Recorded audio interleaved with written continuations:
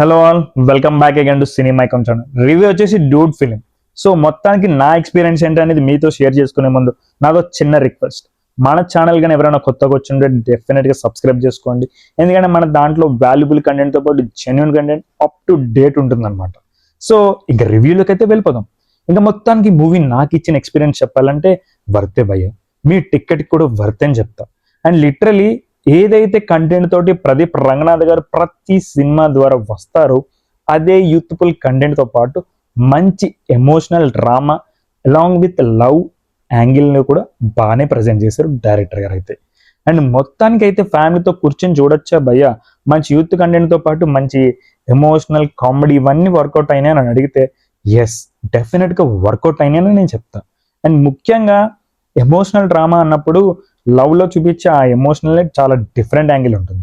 ఇయర్లో ఏదైతే చాలా మిస్ అవుతాం అని అనుకునే ఫీలింగ్ వచ్చిందో అది ఈ ఫిలిం తోటైతే ఫుల్ఫిల్ అయిపోయింది నాకు. మూవీ మీద ఫస్ట్ నుంచే నాకున్న పాజిటివ్ వైబ్ తోటైతే వెళ్ళాను. అదే ఎక్స్పీరియన్స్ నాకు కూడా ఇచ్చింది మూవీ అయితే. మొత్తానికి నేను చెప్తున్నాను కదా, సరదాగా ఈ వీకెండ్లో మీ ఫ్యామిలీ తోటి వెళ్ళి ఒక మంచి డ్రామా ఎమోషనల్ ఫిలిం అయితే ఎంజాయ్ చేయొచ్చు. సినిమా చూసిన తర్వాత మీరందరూ కూడా శరత్ బాబు గారు అయితే అంతే, శరత్ కుమార్ గారు చేసిన రోల్కి అయితే ఫ్యాన్ అయిపోతారు అనమాట. అంత ఎంటర్టైన్మెంట్గానే కాకుండా ఎమోషనల్గా కూడా చాలా ఎక్స్ట్రాడినరీగా చేశారు ఆయన. నాకైతే చాలా బాగా నచ్చింది ఆయన రోల్.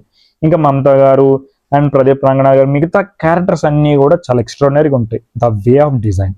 ఇంకా ప్రొడక్షన్ వాల్యూస్ గురించి వచ్చేస్తే కంటిన్యూగా మైత్రి మూవీస్ చేస్తున్న ఫిలిమ్స్ అన్నీ తెలిసినవి. ఒక అవతల లాంగ్వేజ్ నుంచి పర్టికులర్గా హీరోయిన్ తీసుకొచ్చి మరీ చేశారంటే ఎలాంటి అవుట్పుట్ ఇస్తారా అని అనుకున్నాను. కానీ నిజంగా చెప్తున్నాను కదా, ఎక్కడ కాంప్రమైజ్ అవ్వలేదు భయ్య. చాలా బాగా ఉంది ప్రొడక్షన్ వాల్యూస్ అయితే. మ్యూజిక్ గురించి ఇంకేం మాట్లాడుకోవాలి. ఆల్రెడీ ఒక్క సాంగ్ తోటి అయితే ప్రమోషనల్స్ కూడా అవసరం లేకుండా అంత యూత్లోకి రీచ్ అయ్యేలాగా తీసుకొచ్చారు కంటెంట్ అయితే. మొత్తానికి ఇంకొక హిట్ ఆయన ఖాతాలో పడిపోయింది అనమాట.